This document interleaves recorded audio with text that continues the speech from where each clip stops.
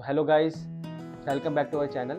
तो आज हम जानते हैं कोरियन स्किन केयर प्रोडक्ट्स के बारे में। सिर्फ एक ट्रेंड नहीं, एक बहुत बड़ी बिजनेस अपॉर्चुनिटी बन रहा है। तो ऐसा क्यों है कि कोरियन प्रोडक्ट्स का जो क्रेज़ इतना बढ़ता क्यों जा रहा है? आइए हम जानते हैं। तो हम जानते हैं कि कोरियन प्रोडक्ट्स का इतना क्रेज़ क्यों बढ़ रहा है। जैसा कि इंडिया में कोरियन वेब सीरीज़ वगैरह ये सब काफ़ी फेमस है और कोरियन एक्टर्स वगैरह काफ़ी फेमस है। तो जो इंडियन कंज्यूमर्स हैं वो कोरियन स्किन से काफ़ी ज़्यादा अट्रैक्टिव है, क्योंकि वो बहुत ज़्यादा ग्लॉसी वगैरह होती है। और जो कोरियन प्रोडक्ट्स हैं है ना, वो भी अपनी हाइड्रेशन क्वालिटी एंड अपनी प्रीमियम परसेप्शन के कारण और अपनी इंग्रेडिएंट्स के कारण काफ़ी ज़्यादा फेमस है इंडियन कंज्यूमर्स में। इसलिए इंडिया में इसका काफ़ी ज़्यादा क्रेज़ बढ़ता जा रहा है। तो आइए हम जानते हैं कि बिजनेस अपॉर्चुनिटी से रिलेटेड कोरियन इंपोर्ट कैसे हमें फ़ायदेमंद है। तो इस बढ़ती हुई डिमांड का सबसे बड़ा फ़ायदा ये है कि कोरिया से इंपोर्ट करने वाला प्रोडक्ट, अगर मैं सिंपल टर्म्स में बोलूँ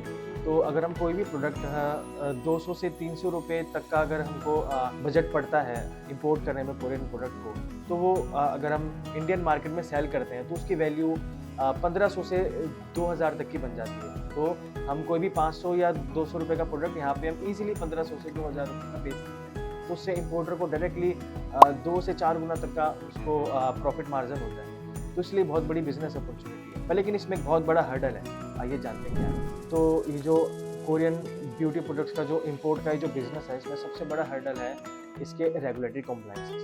बहुत सारे इंपोर्टर्स ये बहुत बड़ी गलती करते हैं कि वो बिना प्रॉपर रेगुलेटरी कॉम्प्लाइंसेस को फॉलो किए बिना अपना कोरियन प्रोडक्ट इंपोर्ट कर लेते हैं और उनका जो कंसाइनमेंट है वो कस्टम्स में फंस जाता है और फिर कस्टम पेनल्टीज़, कस्टम ड्यूटीज़ और ये सब उसको पे करनी पड़ती है। उसकी वजह से जो अभी हमने मार्जिन अभी हमने डिस्कस करा था कि जो बजट पड़ता है 200-300 रुपये का, वो बढ़ करके 2000-2500 तक का पहुंच जाता है। और फिर और जब वो मार्केट में उसको सेल करते हैं तो उतने का ही बिकता है, तो उसको ज़्यादा प्रॉफिट नहीं होता। तो इसकी वजह से बहुत सारे स्टार्टअप्स बनते हैं, है ना, और वो सब बैठ जाते हैं। तो इसलिए हमको प्रॉपर रेगुलेशन स्टार्टिंग से ही फॉलो करनी है। तो जो कॉस्मेटिक स्किन केयर प्रोडक्ट्स हैं, ये इसकी जो रेगुलेशन है वो आती है CSO अथॉरिटी के अंदर। तो ये गवर्नमेंट की ब्रांच है जिसकी फुल फॉर्म है central drug standard control organisation. तो इसके अंतर्गत आपको कॉस्मेटिक इंपोर्ट का लाइसेंस लेना होता है, जिसको आम भाषा में बोला जाता है कॉस्ट टू लाइसेंस। तो कॉस्ट टू लाइसेंस लेने के लिए उसके लिए आपको प्रॉपर लेबलिंग, प्रॉपर फॉर्मुलेशन, उसके test certificate, free sale certificate, जो आपका कोरियन मैन्युफैक्चरर है उसका पावर ऑफ अटॉर्नी, ये सब डॉक्यूमेंट्स आपके उसमें लगते हैं। और प्रॉपर इसका ऑनलाइन पोर्टल है CDSU का, उसके थ्रू ये सब फाइलिंग होती है।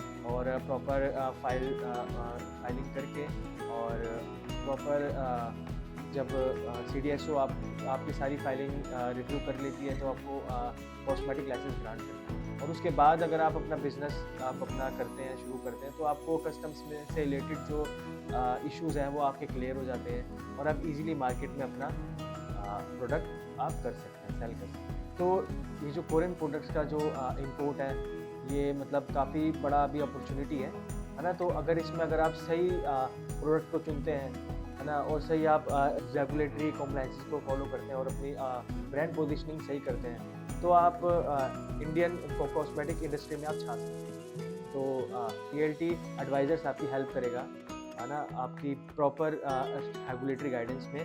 आपका CDSO से रिलेटेड कोई भी आपको जो भी रेगुलेटरी गाइडेंस चाहिए, कॉस्मेटिक लाइसेंस के इंपोर्ट, मार्केट स्ट्रेटेजी और डिस्ट्रीब्यूशन स्ट्रेटेजी से रिलेटेड कोई भी आपको गाइडेंस चाहिए तो आप हमको कांटेक्ट कर सकते हैं। हमारे बहुत सारे क्लाइंट्स हैं जो कोरिया से इंपोर्ट करके ऑलरेडी अपने बिजनेस को सक्सेसफुल बना चुके हैं। तो क्यों ना आप भी इसको शुरू करें, ये बहुत अच्छा मौका है। तो प्लीज़ आप हमारे चैनल को सब्सक्राइब करें, लाइक करें इस वीडियो को, और आप दिए गए नंबर पर आप ज़रूर कांटेक्ट करें। Thank you. तो मिलते हैं अगली वीडियो में।